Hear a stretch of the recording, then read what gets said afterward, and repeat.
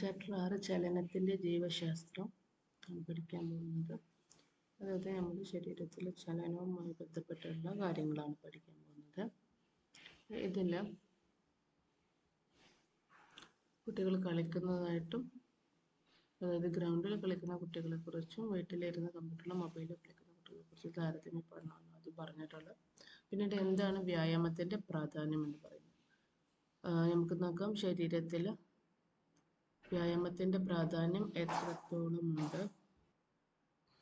ശരീരത്തിൻ്റെ എല്ലാ ഭാഗങ്ങളിലൂടെയുമുള്ള രക്തപ്രവാഹം കൂടുന്നു, ഹൃദയപേശികൾ ദൃഢമാകുന്നു. വ്യായാമം ചെയ്യുമ്പോൾ ശരീരത്തിൻ്റെ എല്ലാ ഭാഗങ്ങളിലൂടെയുമുള്ള രക്തപ്രവാഹം കൂടുന്നു, അതേപോലെ ഹൃദയപേശികളും ദൃഢമാകുന്നുണ്ട്. ശരീരത്തിൽ അടിഞ്ഞുകൂടുന്ന കൊഴുപ്പിനെ വിഘടിച്ച് പൊണ്ണത്തടി കുറയ്ക്കുന്നു, കൂടുതൽ വിയർക്കുന്നു, വിയർപ്പിലൂടെ മാലിന്യങ്ങൾ പുറന്തള്ളപ്പെടുന്നു. ശരീരത്തിൽ അടിഞ്ഞുകൂടുന്ന കൊഴുപ്പിനെ വിഘടിപ്പിച്ച് പൊണ്ണത്തടി കുറയ്ക്കുന്നു, കൂടുതൽ വിയർക്കുന്നു, വിയർപ്പിലൂടെ മാലിന്യങ്ങൾ പുറന്തള്ളപ്പെടുന്നു.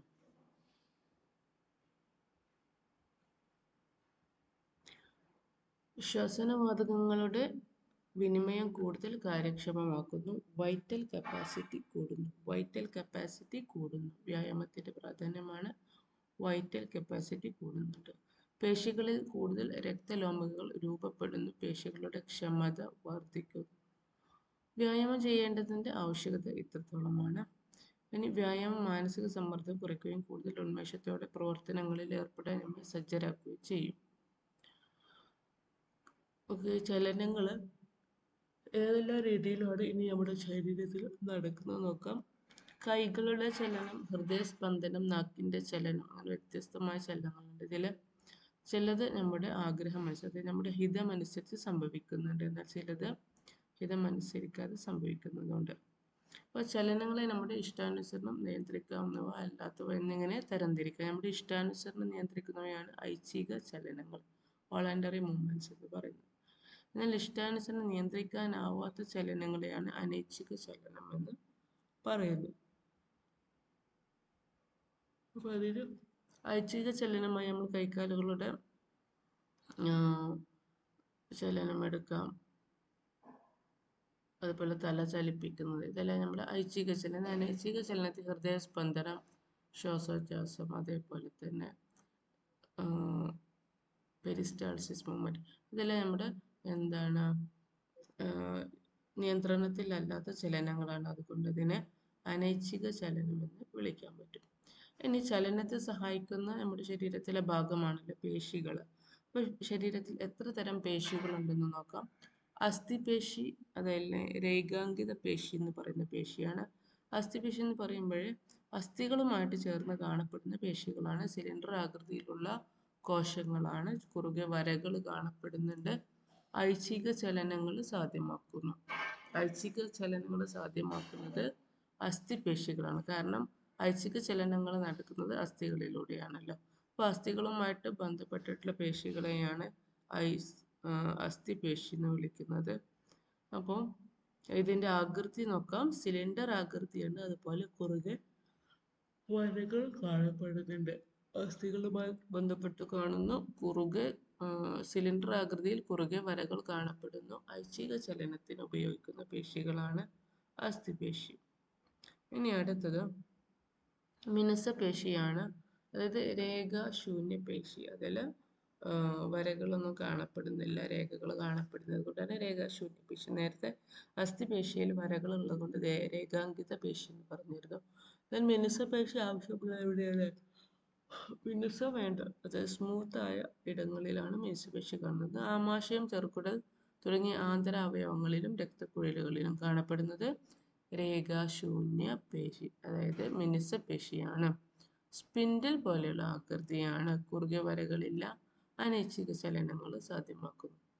ആമാശയം, ചെറുകുടൽ പോലെയുള്ള ഭാഗങ്ങൾ കാണപ്പെടുന്നതാണ്, അതിൽ വരകളൊന്നുമില്ല. അതുകൊണ്ടാണ് നമ്മൾ രേഖാശൂന്യ പേശി എന്ന് പറഞ്ഞത്. ഇതിൻ്റെ ഷേപ്പ് എന്ന് പറയുന്നത് സ്പിൻഡിൽ ഷേപ്പാണ്, അനൈച്ഛിക ചലനത്തിന് ഉപയോഗിക്കുന്നതാണ്. ഹൃദയപേശി എന്ന് പറയുന്നത് നമുക്കറിയാം, ഹൃദയത്തിൻ്റെ ഭിത്തിയിലാണ് കാണപ്പെടുന്നത്. ശാഖകളായിട്ട് പിരിഞ്ഞ കോശങ്ങളാണ് ഹൃദയപേശി. കുറുകെ വരകൾ കാണപ്പെടുന്നു, പിന്നെ ശാഖകളുമാണ്.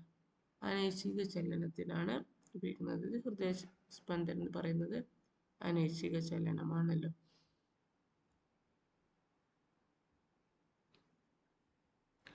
എത്രത്തോളമാണ് പേശികളുടെ കാറ്റഗറൈസേഷൻ? ഇനി പേശികളിൽ ബാക്കിയുള്ള പ്രവർത്തനങ്ങൾ എന്തെല്ലാം നോക്കാം. പേശിക്രമം. എന്താണ് പേശിക്രമം? വിശ്രമമില്ലാതെ കഠിനമായിട്ട് അധ്വാനിക്കുമ്പോൾ വേണ്ട അളവിൽ ഓക്സിജൻ ലഭ്യമായില്ലെങ്കിൽ ആ വായു ശ്വസനം വഴി പേശികളിൽ ലാക്റ്റിക് ആസിഡ് അടിഞ്ഞുകൂടുന്നു. അതായത് വിശ്രമമില്ലാതെ കഠിനമായിട്ട് അധ്വാനിക്കുന്ന സമയത്ത് നമ്മുടെ പേശികളിൽ എന്തില്ല ഓക്സിജന്റെ ലഭ്യത കുറയുകയാണ്. ഓക്സിജൻ പേശി കോശങ്ങളിലേക്ക് എത്തിയിട്ടില്ലെങ്കിൽ അവ എന്ത് ചെയ്യുന്നു? അവായു ശ്വസനം നടത്തും. അങ്ങനെ അവായു ശ്വസനം നടത്തുമ്പോൾ അതിൽ എന്ത് അടിഞ്ഞുകൂടുന്നു? Lactic acid അടിഞ്ഞുകൂടുന്നു. ഈ ലാക്റ്റിക് ആസിഡ് അടിഞ്ഞുകൂടുന്ന മൂലമാണ് നമ്മുടെ പേശികളിൽ നല്ല വേദന ഉണ്ടാകുന്നത്. അതായത് ചെയ്യാത്ത ജോലി ചെയ്യുമ്പോൾ ഒരുപാട് അതായത് അനങ്ങാതിരുന്നിട്ട് പെട്ടെന്ന് ഒരു ദിവസം എന്തെങ്കിലും നല്ല കഠിനാധ്വാനം ചെയ്യുമ്പോൾ എന്ത് ചെയ്യും? ആ കൈകാലുകളിലെ പേശിഭാഗങ്ങളിലൊക്കെ എന്ത് കാണപ്പെടും? നല്ല വേദനയും നീരൊക്കെ കാണും. അതായത് ഇത് എന്തിൻ്റെയാണ്? ലാക്റ്റിക് ആസിഡ് അവിടെ അടിഞ്ഞുകൂടിയതിൻ്റെ ഒരു സാന്നിധ്യമാണ് കാണിക്കുന്നത്. ഇനി തന്മൂലം പേശികോശങ്ങളിൽ അസിഡിറ്റി ഉയരുന്നു. ലാക്റ്റിക് ആസിഡാണ്, അതുകൊണ്ട് അസിഡിറ്റി ഉയരുന്നു. പേശി സങ്കോചവുമായി ബന്ധപ്പെട്ട ഒട്ടനവധി രാസാഗ്നികളുടെ പ്രവർത്തനത്തെ മന്ദീഭവിപ്പിക്കുകയും ചെയ്യുന്നു. അതായത് പേശി ചലനത്തെ സഹായിക്കുന്ന അല്ലെങ്കിൽ സങ്കോചത്തെ സഹായിക്കുന്ന എൻസൈമുകൾ, അതായത് രാസാഗ്നികളുടെയൊക്കെ പ്രവർത്തനത്തെ മന്ദീഭവിപ്പിക്കുകയാണ് ചെയ്യുന്നത്. അപ്പോൾ ആ പ്രവർത്തനം പേശികൾ ചലിക്കുന്നത് അവിടെ ഇല്ലാതാവുന്നു. ഫലമായിട്ട് പേശി ക്ഷീണിക്കുന്നു. സങ്കോചിക്കാനുള്ള കഴിവ് താൽക്കാലികമായി നഷ്ടപ്പെട്ടു. ഈ അവസ്ഥയാണ് പേശിക്രമം എന്ന് പറയുന്നത്.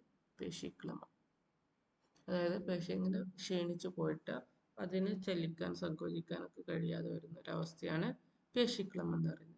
ഇനി വിശ്രമിക്കുമ്പോൾ ലാക്റ്റിക് ആസിഡ് നീക്കം ചെയ്യപ്പെടുന്നു. അതായത് നമുക്കറിയാം കുറച്ച് ദിവസം നമ്മൾ റെസ്റ്റ് എടുത്ത് കഴിഞ്ഞാൽ ആ വേദന പോകും അല്ലെ. വിശ്രമിക്കുമ്പോൾ ലാക്റ്റിക് ആസിഡ് നീക്കം ചെയ്യപ്പെടുന്നത് മൂലം പേശികൾ കൂടുതൽ വീണ്ടും പ്രവർത്തന സജ്ജമാകുകയാണ് ചെയ്യുന്നത്.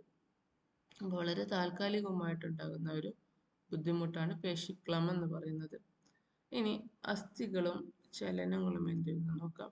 അതിനു മുമ്പ് നമ്മുടെ ശരീരത്തിലെ അസ്ഥികൾ പിക്ചർ നോക്കിയിട്ടൊന്ന് മനസ്സിലാക്കാം.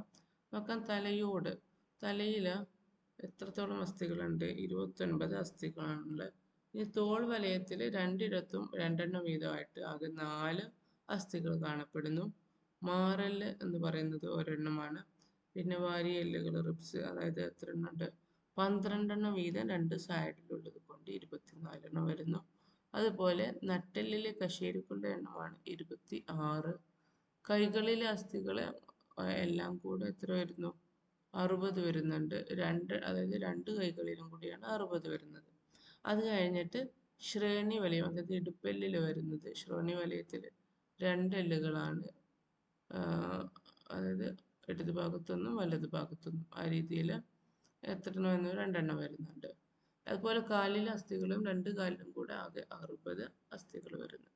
ഇങ്ങനെ ടോട്ടൽ എത്രയുണ്ട്? 206 അസ്ഥികളാണ് നമ്മുടെ ശരീരത്തിൽ. ചെറുതും വലുതുമായിട്ടുള്ള 206 അസ്ഥികൾ. നമുക്കറിയാം ഒരു കുട്ടി ജനിക്കുന്ന സമയത്ത് 300 അസ്ഥികൾ ആവും അല്ലേ. അപ്പോൾ പക്ഷേ നമ്മുടെ ആ കുട്ടി വളർന്ന് വലുതാകുന്നതോടുകൂടെ ചില അസ്ഥികളെല്ലാം കൂടി ചേർന്നിട്ട് ഒരു അസ്ഥിയായിട്ട് മാറുന്നുണ്ട്. അപ്പം അങ്ങനെ അസ്ഥികളുടെ എണ്ണം കുറഞ്ഞു വന്നിട്ട് ഒരു മെച്ചേർഡ് ആയ, അതായത് പക്വതയാർന്ന ഒരാളിൽ വരുന്നത് എത്രയാണ്? 206 അസ്ഥികളാണ്. അതിൻ്റെ വ്യത്യസ്തമായിട്ടുള്ള എണ്ണമാണ് നമ്മൾ പഠിച്ചു കഴിഞ്ഞത്. ഇനി അസ്ഥികളുടെ സ്ഥാനം അനുസരിച്ച് നമുക്ക് ഇതിനെ മനുഷ്യൻ്റെ അസ്ഥികൂടത്തെ അക്ഷാസ്ഥികൂടെന്നും അതുപോലെ അനുബന്ധ അസ്ഥികൂടെന്നും വിളിക്കാം. അതായത് ആക്സിയൽ ആയിട്ടുള്ള ഭാഗങ്ങൾ വരുന്നത് തല, നട്ടെല്ല്, അങ്ങനെ ശ്രേണി വലയം വരെ വരുന്ന ആ ഭാഗത്തുള്ള അസ്ഥികൂടമാണ് ആക്സിയൽ അല്ലെങ്കിൽ അക്ഷാസ്ഥികൂടം, അക്ഷഭാഗത്ത് വരുന്നത്. എന്നാൽ അതല്ലാതെ രണ്ട് കൈകളിൽ അങ്ങനെ രണ്ട് സൈഡുകളിലൊക്കെ ആയിട്ട് വരുന്നതാണ് എന്ത്? അനുബന്ധ അസ്ഥികൂടം എന്ന് പറയുന്നത്. ഓക്കെ. അപ്പൊ മനുഷ്യന്റെ അസ്ഥികൂടത്തിൽ 206 അസ്ഥികളാന്ന് പറഞ്ഞു. അങ്ങനെയെങ്കിൽ അക്ഷാസ്ഥികൂടത്തിൽ 80. ബാക്കി വരുന്ന എത്ര വരും? 126 അല്ലേ? 206 80 കുറച്ചാൽ 126 എവിടെ വരുന്നത്? അനുബന്ധ അസ്ഥികൂടത്തിൽ വരുന്നുണ്ട്. ഇനി അക്ഷാസ്ഥികൂടത്തിൽ തന്നെ 29 തലയോട്ടിയിലാന്ന് പറഞ്ഞു. ബാക്കിയുള്ള നമ്മളിപ്പോൾ പഠിച്ചു കഴിഞ്ഞതാണ്. ഏതൊക്കെയാണ്?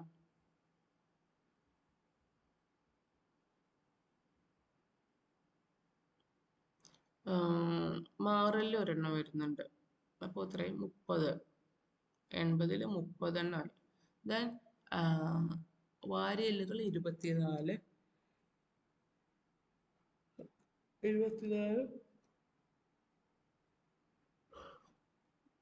നട്ടെല്ലെന്ന് പറയുന്നത് 26, 24 26 50. അപ്പോൾ എത്രയും 30 80 അല്ലേ? തലയോട്ടിയിൽ 29, പിന്നെ ഒരു മാറില്ല, അപ്പോൾ 30, പിന്നെ 24 26, അതായത് വാരിയെല്ലും നട്ടെല്ലും കൂടെ കൂട്ടുമ്പോൾ 50. അങ്ങനെ ടോട്ടൽ ഇപ്പോൾ 80 അസ്ഥികൂടമായി. അതായത് ഏത് അസ്ഥികൂടാണ്? അക്ഷാസ്ഥികൂടത്തിൽ 80 നമ്മൾ പഠിച്ചു കഴിഞ്ഞു. ബാക്കി വരുന്ന 126 ഏതിലൊക്കെ വരുന്നത്? തോൾവലയം, കൈകളിലെ അസ്ഥി, ശ്രോണി വലയം, കാലിലെ അസ്ഥി, ഇങ്ങനെ വരുന്നതാണ് എന്ത്? 126 അസ്ഥികൾ. അത് അനുബന്ധ അസ്ഥികൂടത്തിൽ വരുന്നതാണ്. അപ്പോൾ അസ്ഥികളുടെയും പേശികളുടെയും സംയോജിത പ്രവർത്തനം മൂലമാണ് ചലനങ്ങൾ വൈവിധ്യം എന്ന് നമുക്കറിയാം അല്ലേ? ഇനി ഏതെല്ലാം പേശികളാണ് സങ്കോചിക്കുന്നത്, ഏതെല്ലാമാണ് വികസിക്കുന്നത് നോക്കാം. ഇവിടെ നോക്കൂ, കൈകള് ഒരു കൈ മുഷ്ടി ചുരുട്ടി കാണിക്കണം. അതായത് ഈ സമയത്ത് മുകളിലുള്ള അസ്ഥി എന്ത് ചെയ്യുന്നു? സങ്കോചിക്കുന്നു അല്ലെ? മടക്കൽ പേശി എന്ന് പറയുന്ന മുകളിലുള്ള അസ്ഥി സങ്കോചിക്കുന്നതായിട്ട് നമുക്ക് കാണുന്നുണ്ട്. എന്നാൽ താഴെയുള്ള പേശി, നിവർത്തൽ പേശി അയയാണ് ചെയ്യുന്നത്. കൈ മുഷ്ടി ചുരുട്ടുമ്പോൾ മുകളിലെ മസിൽ നമുക്കറിയാം ഇങ്ങനെ ഉരുട്ട് പൊടി കാണിക്കും. അസ്ഥി പേശി എന്ത് ചെയ്യുന്നു? മടക്കൽ പേശി സങ്കോചിക്കുകയും അത് ആ അസ്ഥിക്ക് തൊട്ട് താഴെ കാണപ്പെടുന്ന നിവർത്തൽ പേശി അയ്യുന്നതായിട്ടും കാണുന്നുണ്ട്. പിന്നെ അസ്ഥിയോട് പേശി ചേരുന്ന ഭാഗത്തെയാണ് ടെൻഡൻ എന്ന് വിളിക്കുന്നത് എന്ന് ചിത്രത്തിൽ കാണിച്ചിട്ടുണ്ട്. ഇനി അടുത്തത് നോക്കാം. കൈ നിവർത്തുന്ന സമയത്ത് മടക്കൽ പേശി അഴിയാൻ നിന്നാൽ നിവർത്തൽ പേശി സങ്കോചിക്കുകയാണ് ചെയ്യുന്നത്. ഇപ്പൊ രണ്ടിലും അങ്ങോട്ടും ഇങ്ങോട്ടും മാറിയിട്ട് വരുന്നുണ്ട്. ഇനി എന്താണ് സ്റ്റിറോയിഡ്? അതിന് മനുഷ്യന്റെ അല്ലെങ്കിൽ സ്പോർട്സിന്റെ മേഖലയിലുള്ള ബന്ധം എന്താ നോക്കാം. സ്റ്റിറോയിഡുകൾ എന്നറിയപ്പെടുന്ന രാസവസ്തുക്കൾ ചില രോഗങ്ങൾക്ക് ഔഷധമായിട്ട് നൽകാറുണ്ട്. ഡോക്ടറുടെ നിർദ്ദേശപ്രകാരം ഔഷധം ഉപയോഗിക്കുന്നത് ആരോഗ്യ പരിരക്ഷയുടെ ഭാഗമാണ്. എന്നാൽ ചില കായിക താരങ്ങൾ സ്റ്റിറോയിഡുകൾ ദുരുപയോഗം ചെയ്യുന്നു. അതായത് ഉത്തേജക മരുന്നായിട്ട് ഉപയോഗിക്കുന്നത് എന്താണ്? സ്റ്റിറോയിഡുകളാണ് കേട്ടോ. അപ്പോൾ ഈ സ്റ്റിറോയിഡ് പേശികോശങ്ങളുടെ ഊർജ്ജോൽപാദനം വർദ്ധിപ്പിക്കും. അങ്ങനെയാകുമ്പോൾ എന്ത് ചെയ്യും? കൂടുതൽ പേശി ചലനത്തിന് വേണ്ടി ശ്രമിക്കുകയും ഉന്മേഷത്തോടെ സ്പോർട്സ് ഐറ്റംസ് പെർഫോം ചെയ്യാനൊക്കെ സാധിക്കുകയും ചെയ്യും അല്ലേ? എന്നാൽ താൽക്കാലിക നേട്ടത്തിന് വേണ്ടി അവ വിവേകരഹിതമായി ഉപയോഗിക്കുമ്പോൾ പിൽക്കാലത്ത് സംഭവിക്കുന്ന ഉയർന്ന പ്രശ്നങ്ങൾ എന്തൊക്കെയാണ്? ഉയർന്ന രക്തസമ്മർദ്ദം ഉണ്ടാകുന്നുണ്ട്, ഹൃദയ സംബന്ധമായ തകരാറുകൾ വരുന്നുണ്ട്, ലൈംഗിക ഹോർമോൺ അസന്തുലിതാവസ്ഥ വരുന്നു, ഇങ്ങനെയുള്ള കാര്യങ്ങളൊക്കെ വരുന്നുണ്ട്. ഇതെല്ലാം അതിൻ്റെ പ്രത്യാഘാതങ്ങളാണ്. എന്തൊക്കെയാണ്? സ്റ്റിറോയിഡുകൾ കൂടുതൽ അളവിൽ ഉപയോഗിക്കുമ്പോൾ ഉണ്ടാകുന്നത് ഹൃദയ സംബന്ധമായ തകരാറുകളും ഉയർന്ന രക്തസമ്മർദ്ദവും.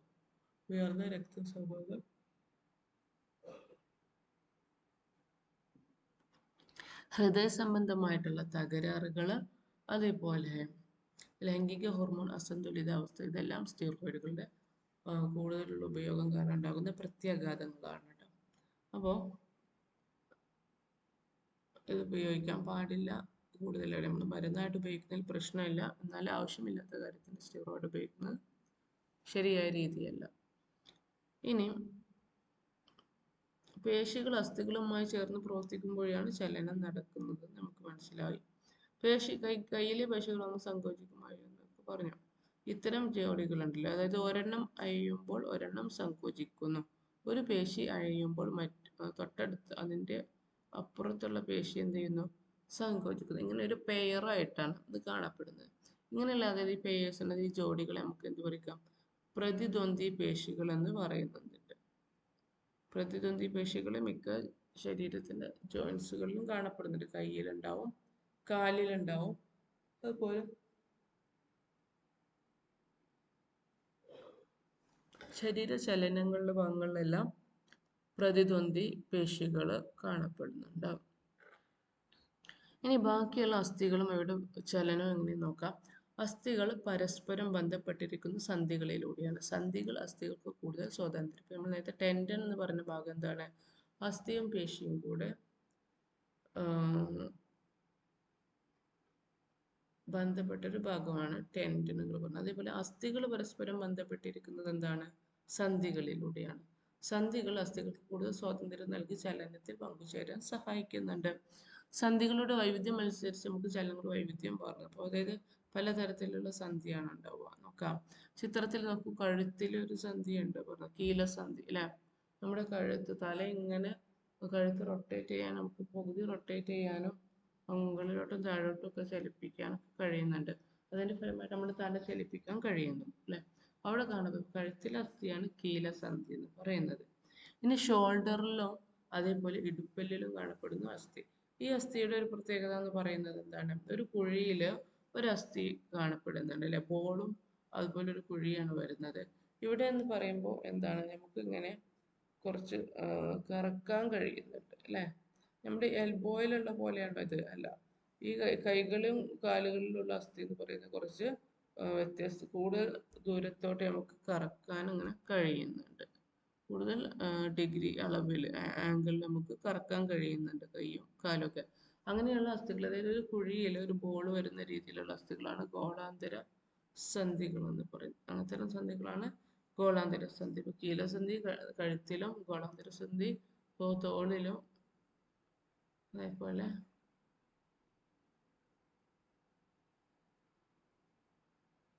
കീലസന്ധി കഴുത്തില്, ഗോളാന്തര സന്ധിയും കാണപ്പെടുന്നത് തോളിലും ഇടുപ്പല്ലിലുമാണ്. ദെൻ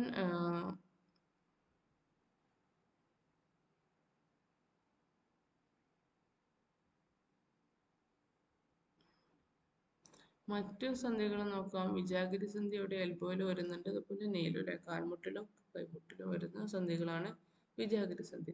ഈ വിജാഗിരി സന്ധി എന്ന് പറയുന്ന ഒരു സൈഡിലോട്ട് മാത്രം നമുക്ക് അതിനെ മൂവ് ചെയ്യിക്കാൻ പറ്റുന്നുള്ളൂ അല്ലെ. ഒരു വാതിലൊക്കെ തുറക്കുന്ന പോലെ ഒരു പ്രത്യേക ആംഗിളിൽ നമുക്ക് മൂവ് ചെയ്യിക്കാൻ കഴിയുള്ളൂ വിജാഗിരി സന്ധി. അപ്പൊ തെന്നി നീങ്ങുന്ന സന്ധിയാണ് പറയുന്നത് അല്ലെ. തെന്നി നീങ്ങുന്ന സന്ധി എവിടെയുള്ളത്?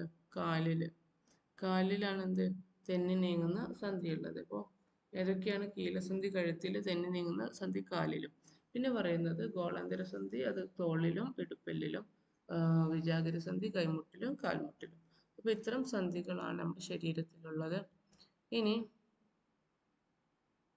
ഇതിൽ ഓരോ സന്ധികളുടെ പേരും ഇവിടെ സവിശേഷതയും സ്ഥാനമൊക്കെ പറയുന്നുണ്ട്. ആദ്യത്തെ കീലസന്ധിയാണ് നട്ടെല്ലിന്റെ ആദ്യ കശേരുക്കളുമായി തലയോട് ചേരുന്ന ഭാഗത്തുള്ളത് അല്ലെ. നാനാവശത്തേക്ക് തിരിക്കാൻ കഴിയുന്നുണ്ടല്ലോ തല.